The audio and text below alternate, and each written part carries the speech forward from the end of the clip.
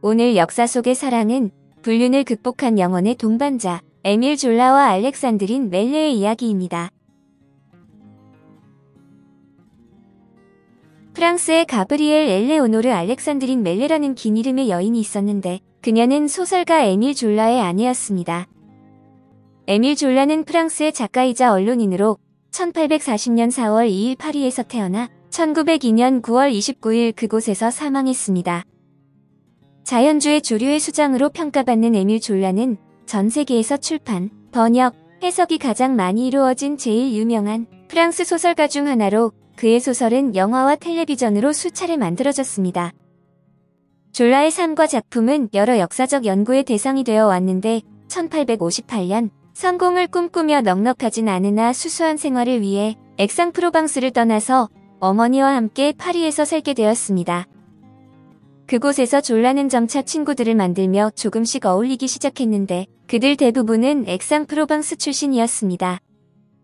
당시 졸라는 몰리에르, 몽테뉴, 셰익스피어를 읽으며 자신의 인문 교양을 완성해 나갔으며 자신이 받은 과학적, 의학적 영향의 원천인 줄 미슐레와 같은 동시대 작가들에게서도 영향을 받았습니다. 졸라는 1859년 바칼로레아이과 시험에 2번이나 떨어졌는데 이 같은 실패는 어머니를 실망시켰고 학위 없이는 경제적으로 심각한 어려움을 겪을 것을 잘 알고 있었습니다. 졸라의 첫사랑은 베르트라는 여자로 1860년에서 1861년 겨울 동안 졸라는 그녀에게 매료되었는데 젊은 졸라는 그녀를 직업 여성, 즉 매춘부라는 별명으로 불렀습니다. 졸라는 그녀를 늪에서 꺼내올 계획을 꿈꾸며 베르트가 일에 취미를 붙이게끔 노력했지만 이 이상주의는 결국 파리 하류층의 삶에 힘겨운 현실과 맞닥뜨리게 되었습니다. 그렇지만 졸라는 이 실패로부터 자신의 첫 소설 클로드의 고백을 쓰게 됩니다.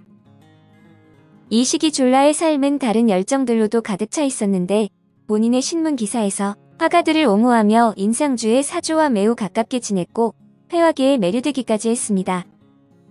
졸라는 자신을 여러 차례 작품에서 표현한 에두아르 마네와 친해졌으며 마네를 통해 스테판 말라르메를 알게 되었고 카미유 피사로, 오기스트 르누아르, 알프레드 시슬리와도 가깝게 지냈습니다.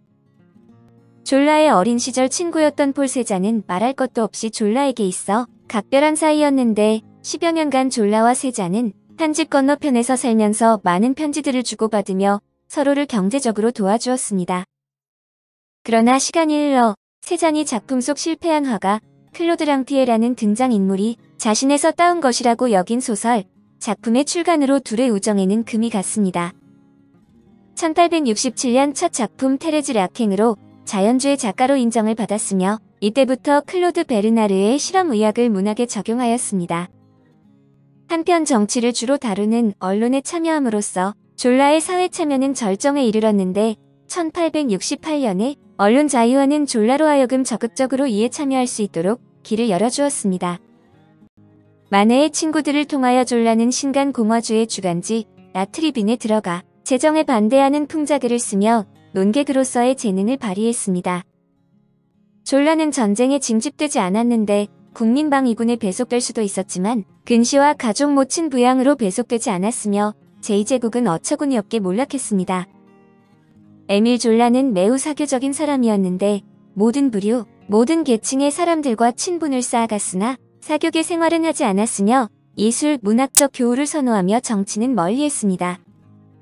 1868년부터 언론 일을 하던 덕으로 졸라는 공쿠르 형제 에드몽드 공쿠르와 쥘드 공쿠르와 친분을 가졌고 이후 1871년에 졸라는 귀스타브 플로베르와 만나게 됩니다.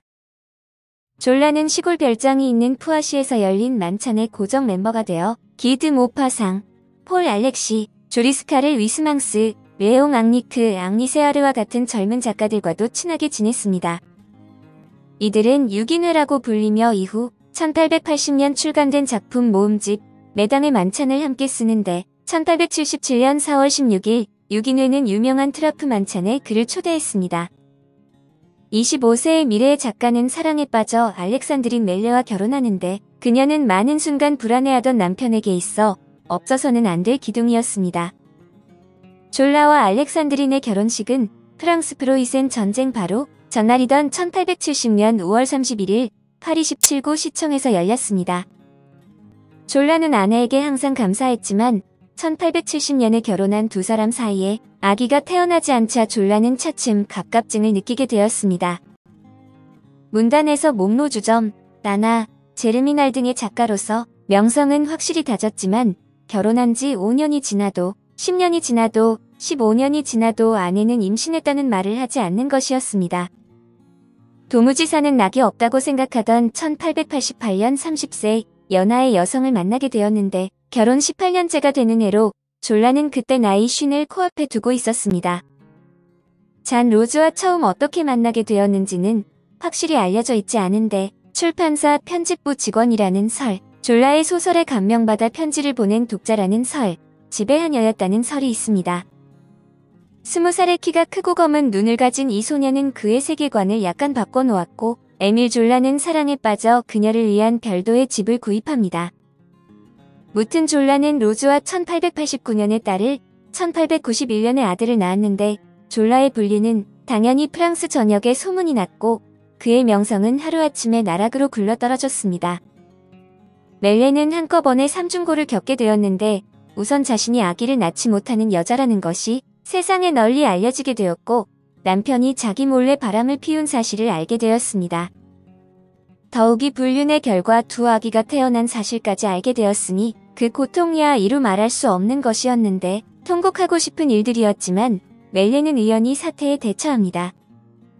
우선 남편이 자신과 이혼하고 젊은 정부와 새 살림을 차릴 마음을 먹었는지 확인하는 일이 급선무였는데 졸라는 이렇게 대답을 했답니다. 당신에게는 정말 죽을 죄를 졌어. 하지만 당신에 대한 내 사랑은 결혼 초나 지금이나 변함이 없어. 몇 번의 실수로 아기까지 낳게 되었으나 당신과 이혼하고 싶은 생각은 추워도 없어. 당신이 바람핀 남편을 둔 여자라면 과연 어떤 선택을 하게 될까요? 아이를 낳지 못하는데 남편이 바람을 피워 아이를 낳았다면 남편의 정부에 대해 어떻게 행동하고 바람을 피운 남편이 자기를 여전히 사랑한다면 헤어지지 않을 수 있냐는 고민에 빠지겠죠. 멜레는 남편의 말을 진심이라고 믿기로 했는데 졸라가 그 무렵 문단에서 위기에 몰린 것도 이혼을 막는 요소로 작용했습니다. 위기의 이유에는 불륜 사실에 대한 세상의 손가락질도 있었지만 졸라이즘이라고 일컬어지던 자연주의 자체의 위기가 더 큰 이유였습니다. 인간을 실험실의 모르모트처럼 여겨 유전적인 측면을 강조하고 사회와 인간의 어두운 면을 집요하게 물고 늘어지는 현실 고발적인 졸라의 작품이 처음에는 큰 환영을 받았습니다. 그러나 1887년에 발표한 소설 대지는 아주 잔인하고 노골적이라 많은 사람이 졸라를 공격하고 나선 것으로 위기에 몰린 졸라를 아내는 애써 두둔했습니다. 여보, 사람 눈도 많고 구설수도 많은 파리 생활을 청산하고 시골에 들어가 조용하게 삽시다. 졸라는 아내의 말을 듣고 짐을 챙겼는데 로즈와 두 아이를 보고 싶은 마음은 굴뚝 같았지만 아내 앞에 죄인이었고 작가로서의 위상도 땅에 떨어져 있음을 인정하지 않을 수 없었습니다. 붓을 꺾고 시골에 은거에 있으면서 그가 할 수 있는 일이란 신문을 보는 일과 아내의 허락하에 양육비를 로즈에게 보내는 일 정도였습니다. 무튼 그는 그렇게 인고의 세월을 보냈는데 신문에서 우연히 유대인 장교 드레피스 사건 기사를 보고 의분에 차 나는 고발한다는 글을 발표하게 됩니다. 그는 이 글에서 자신이 쌓아올린 모든 문학적 성과와 명예와 목숨을 걸고 드레피스의 무죄를 주장했습니다. 이 글 때문에 드레피스의 유죄를 주장하는 보수주의자들에게 살해 위협에 시달리고 집은 경매에 붙여지고 벌금을 물리고 명예훼손 소송에 시달리며 결국 영국으로 망명을 떠나야만 했습니다. 훗날 드레피스 사건은 졸라의 노력과 드레피스파의 힘겨운 싸움으로 무죄가 밝혀지지만 드레피스의 유죄를 주장했던 가톨릭 교회와 군부는 끝까지 졸라를 괴롭혀 생전에 이렇게 한탄했다고 합니다. 진실이 전진하기 위해서는 얼마나 많은 늪지대를 지나가야 하는 것일까? 세월이 흘러 1902년 9월 28일 졸라 부부는 센 강변의 집에서 여름을 지내고 파리로 돌아왔는데 그날 밤 부부는 창문을 닫은 채 난로를 피우고 잠이 들었습니다. 일산화탄소는 졸라를 저승으로 데려갔지만 멜레는 며칠 뒤에 깨우는데 훗날 붙잡힌 암살자는 굴뚝 청소부였고 누군가의 지시로 굴뚝을 막아 놓았다고 자백을 했습니다. 남편의 장례는 국장으로 치러졌다는데 장례식에는 수만 명의 군중들이 몰렸습니다. 특히 광부 대표단이 3시간 넘게 졸라의 묘혈 앞을 돌면서 졸라의 소설 제목인 제르미날을 연호한 것은 노동자들이 이 위대한 리얼리스트에게 품고 있던 경의를 나타냅니다. 멜레는 남편의 2 자식을 자신의 호적에 올리는데 자신에 대한 남편의 한결같은 신뢰와 사랑에 보답하기 위해서였지만 뼈를 깎는 아픔이었을 것입니다. 미국의 소설가 마크 트웨인은 졸라를 이렇게 평가했습니다. 나는 졸라를 향한 존경과 가없는 찬사에 사무쳐 있다. 군인과 성직자 같은 겁쟁이 위선자, 아첨꾼들은 한 해에도 100만 명씩 태어난다. 그러나 잔 다르크나 졸라 같은 인물이 태어나는 데는 5세기가 걸린다. 오늘 역사 속의 사랑은 불륜을 극복한 영혼의 동반자 에밀 졸라와 알렉산드린 멜레의 이야기였습니다. 감사합니다.